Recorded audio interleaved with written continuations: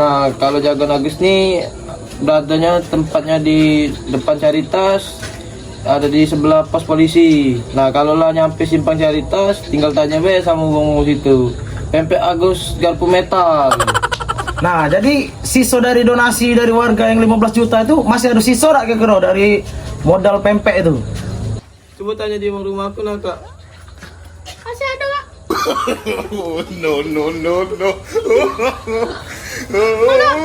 Masih ada berapa? Coba hitung dulu. Coba hitung dulu ada berapa donasi itu?